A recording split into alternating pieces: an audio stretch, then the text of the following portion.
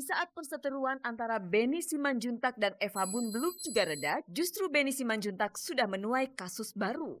Kali ini pemilik contoh manajemen ini dilaporkan oleh Steve Immanuel ke Polres Jakarta Selatan pada tanggal 1 Juli lalu. Ironisnya, Steve adalah salah satu artis yang berada di bawah naungan contoh manajemen. Benny diduga melakukan penipuan dan penggelapan terhadap honor Steve Immanuel. Untuk dugaan penipuan dan penggelapan 378 dan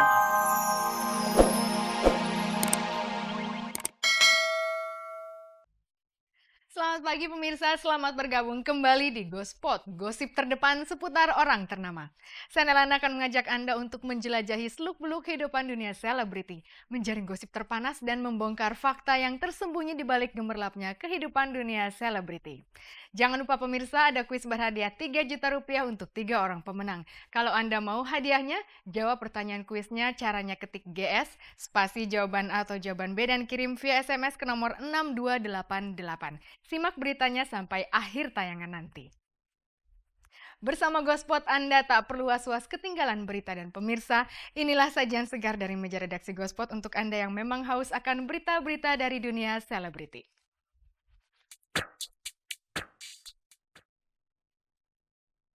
Steve Immanuel melaporkan sang manajer Benny Simanjuntak ke kepolisian atas dugaan melakukan penipuan dan penggelapan honor Steve.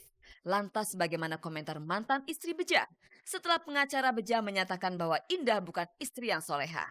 Dilanjutkan dengan pesta kejutan yang dirancang Jeffrey Waworuntu untuk Ruth Sahanaya. Pemain sinetron Yati Surahman kabarnya akan menikah dengan pria yang usianya 20 tahun lebih muda darinya. Simak pula pengalaman Nola Ebitri yang kini sering bangun malam. Inilah Gospot.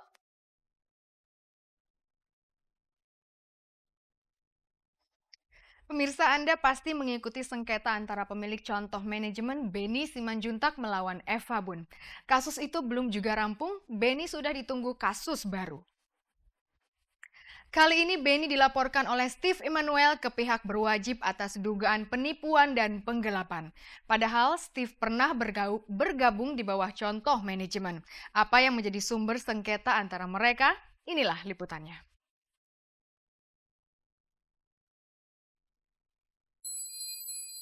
Di saat perseteruan antara Benny Simanjuntak dan Eva Bun belum juga reda, justru Benny Simanjuntak sudah menuai kasus baru.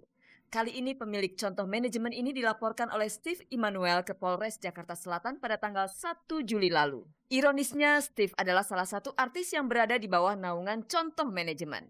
Benny diduga melakukan penipuan dan penggelapan terhadap honor Steve Immanuel.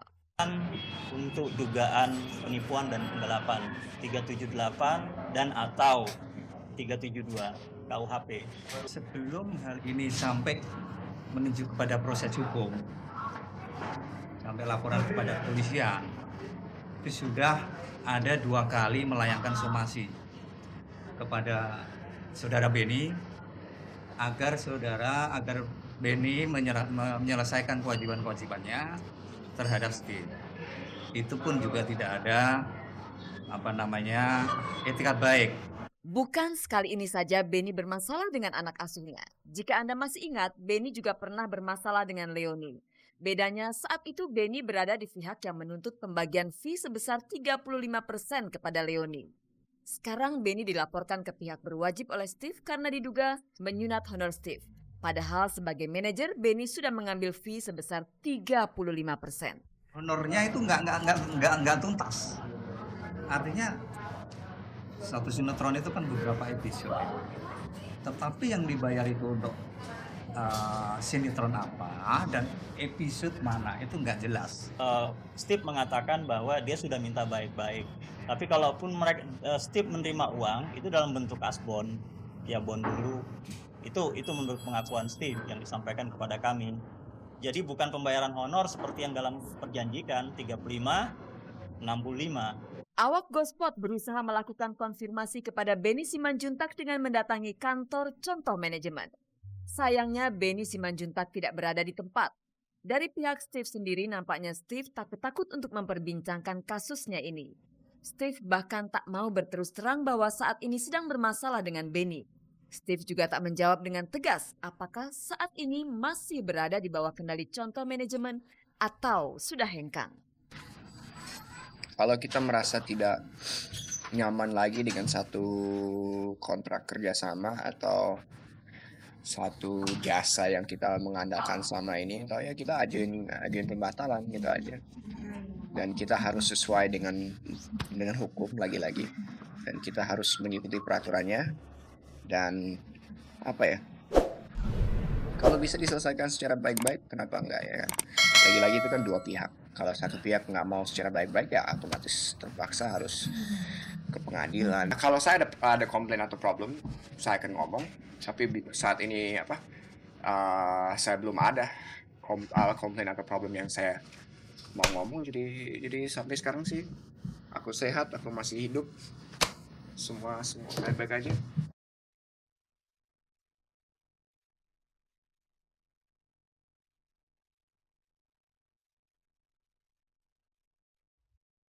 Pemirsa, tanpa dipaksa orang akan mencontoh perilaku Anda. Syaratnya Anda memang orang yang memang pantas untuk dicontoh. Pemirsa, pada tayangan kemarin Anda sudah menyaksikan Indah merasa sangat terpukul oleh kata-kata pedas dari pengacara bejah.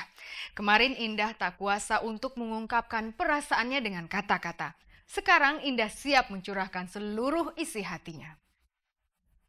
Sebelum kita dengar curahan hati Indah, kita saksikan terlebih dahulu kabar terbaru dari sidang perceraian Tina Zakaria dan Emir Liza. Selamat menyaksikan.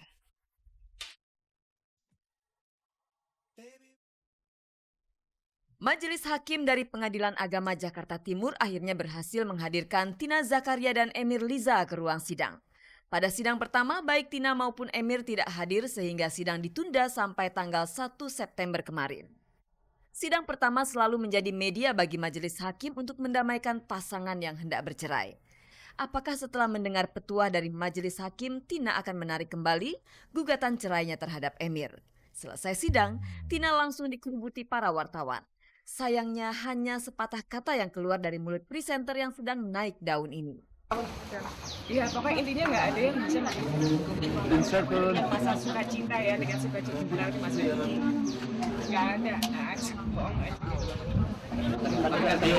Tak banyak yang bisa diketahui dari riwayat perkawinan pasangan yang menikah pada 8 Agustus 1998 ini. Paling-paling selama 7 tahun hidup berumah tangga, keduanya sudah dikaruniai 1 orang anak. Keduanya sama-sama tertutup kepada wartawan.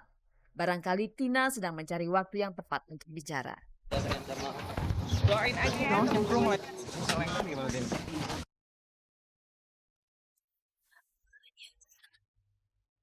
Kemarin Indah tak kuasa menahan kepedihan hatinya setelah Hakim Pengadilan Agama Jakarta Timur mengetok palu perceraiannya dengan bejah.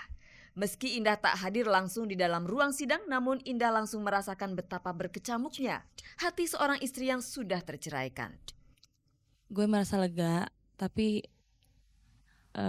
secara nggak langsung gue ngerasa sedih karena tadinya gue berpikiran kalau misalkan rumah tangga gue itu bisa bertahan lama, yang bukannya 4 bulan, tapi ternyata harus cepat ini. Bagaimanapun, Bejah adalah seorang lelaki yang pernah singgah di hatinya. Kesedihan Indah semakin menjadi-jadi setelah pengacara Bejah melemparkan kata-kata yang memerahkan telinganya ketika dikatakan tidak solehah dan tidak pantas digauli. Sebenarnya istri yang solehah itu seperti apa sih? Karena Indah selama ini menjadi istri dia, Indah sudah semaksimal mungkin menyerahkan diri Indah untuk keluarga. Tapi kalau memang menurut dia itu belum cukup dan menurut dia juga Indah bukannya istri yang soleha, Indah mohon maaf. Kesedihan Indah semakin menumpuk setelah beredar gosip yang lagi-lagi memerahkan telinga Indah, yaitu Indah punya orientasi seksual yang menyimpang. Memang yang disebut-sebut sebagai Ani itu, dia itu teman baik Indah, sahabat Indah. Indah cerita sama dia, dan sebelum Indah kenal Bejah pun Indah sudah kenal dia duluan, dan dia juga tahu Ani ini siapa Indah. Jadi mengenai dia sama Indah lesbian itu nggak bener banget. Tanpa disangka selama 3 hari belakangan ini, Indah berulang kali mendapat teror berupa kata-kata kotor lewat telepon.